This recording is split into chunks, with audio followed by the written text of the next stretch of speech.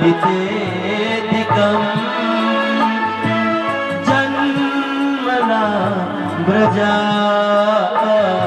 श्रयत इंदिरा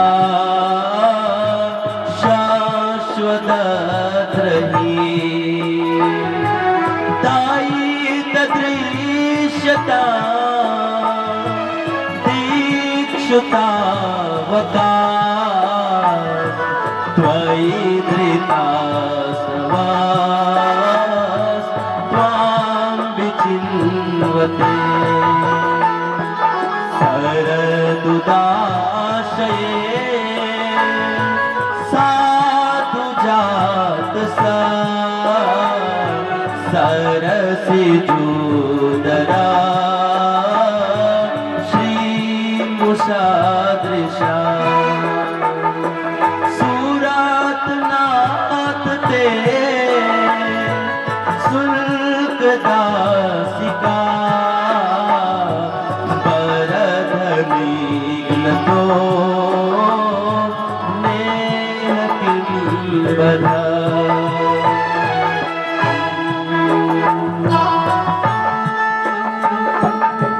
गोपियां कहती हैं कि हे श्याम सुंदर, आप जहां कहीं भी हो हमारे गलती को हम स्वीकार करती हैं, क्षमा मांगती हैं, क्षमा कर दीजिए और हमारे सामने प्रकट हुई दर्शन देकर हम लोगों के विरह ज्वाला को शांत कीजिए। हे कृष्ण, आप जब से इस ब्रज भूमि में आए हैं तब से इस ब्रज की महिमा वैकुंठ से भी अधिक बढ़ गई है, क्योंकि पहले तो लोग वैकुंठ में भाग रहे थे, लेकिन जब से आप वृंदावन में आ गए तो वैकुंठ में रहने वाली लक्ष्मी जी जो है वो अपना वैकुंठ छोड़ करके इस वृंदावन में ही अखंड वास कर रही है। क्यों? केवल आपके आने से इस वृंदावन की महिमा बढ़ गई है। हे नाथ, अब आप कृपा करके हम लोग के पास आकर के हम लोगों के मान को बढ़ाइए और हम लोगों के विरह ज्वाला को शांत करिए। तव कथामृतम ताप्त जीवनम कविभिरीडितम कल्मषापहम् श्रवणमङ्गलम् श्रीमदाततम् भुवि गृह्णन्ति ते भूरिदा जना। गोपियां कहती हैं, हे कृष्ण, आपको पता है हम लोग आपसे कितना प्रेम करती हैं। हे श्याम सुंदर, जब आप वृंदावन में गौचारण करने के लिए चले जाते हैं और जब गौचारण के लिए रास्ते से निकलते हैं उस समय हम लोग आंखों से आपका दर्शन करती हैं और जब पलकें गिर जाती है ना तो उतना देर भी आपका दर्शन नहीं होता है ना, तो जैसे मछली के भी जैसे पानी के बिना मछली छटपटाने लगती है, वैसे ही आपके एक क्षण दर्शन न हो तो हम तड़पने लगती है। श्याम सुंदर, तनिक विचार करो, जब एक क्षण दर्शन न होने पर ऐसी दशा हो जाती है, फिर आज तो आप कई घंटों से गायब हैं, हम लोग की क्या दशा हुई है आप स्वयं जानते हैं प्रभु। हे नाथ, आप प्रकट होइए, क्योंकि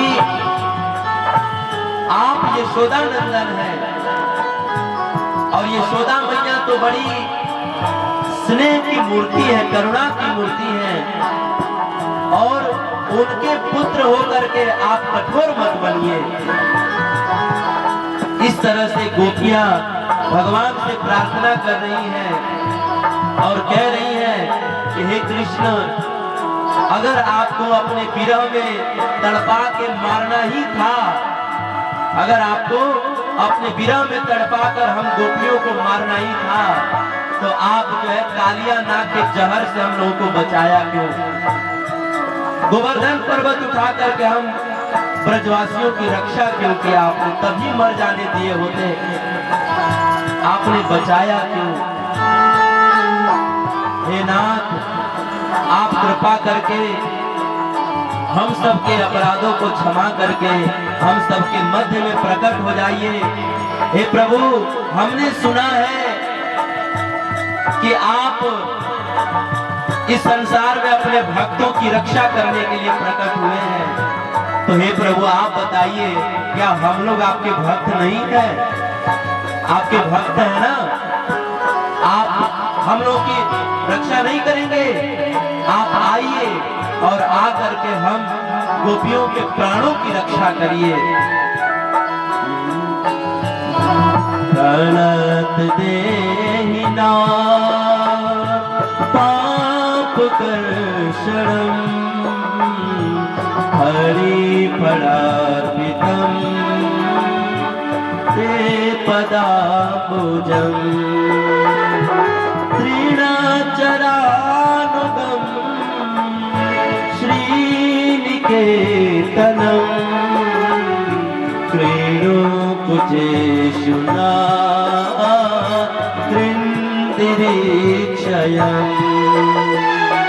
हे कृष्ण, आपको पता है हम लोग आपसे कितना प्रेम करती हैं।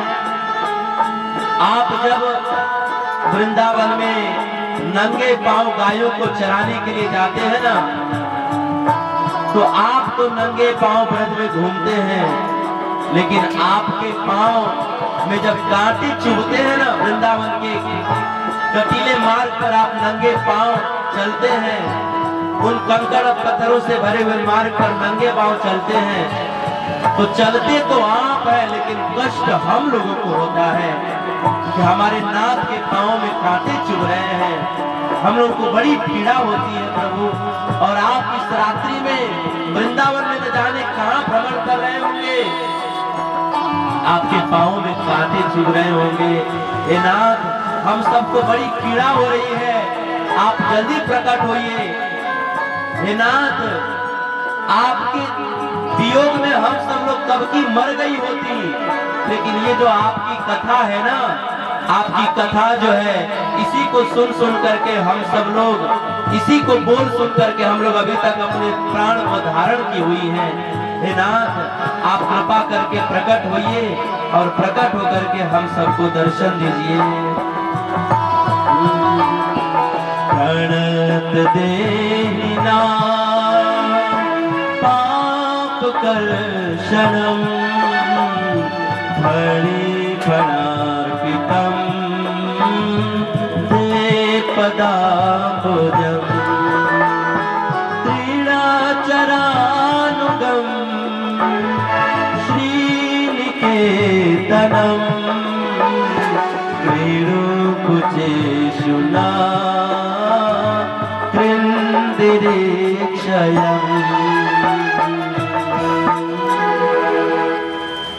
इस तरह से गोपियां भगवान कृष्ण से प्रार्थना करती हैं, और इस गोपी गीत को गाते गाते गाते अंत में भी जब ठाकुर जी नहीं आए, तब अंत में सारी गोपियां जोर जोर से रुदन करने लगी।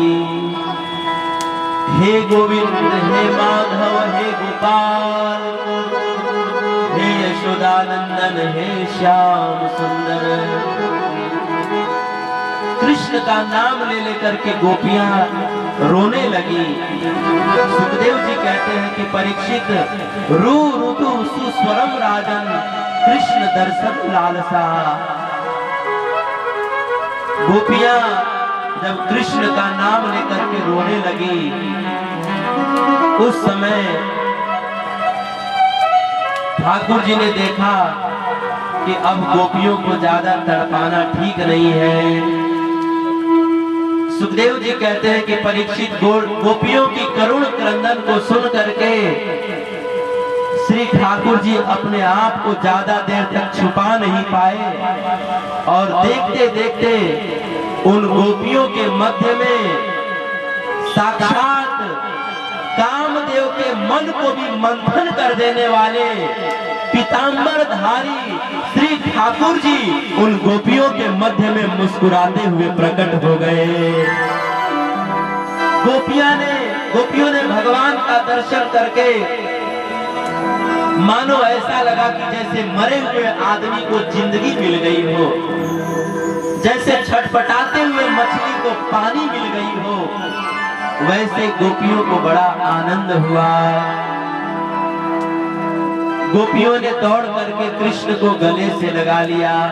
कोई गोपी कृष्ण के चरण को पकड़ ली कि अब हम आपको जाने नहीं देंगे। गोपियों ने ठाकुर जी से पूछा कि प्रभु आप हम लोगों को छोड़ करके क्यों चले गए थे?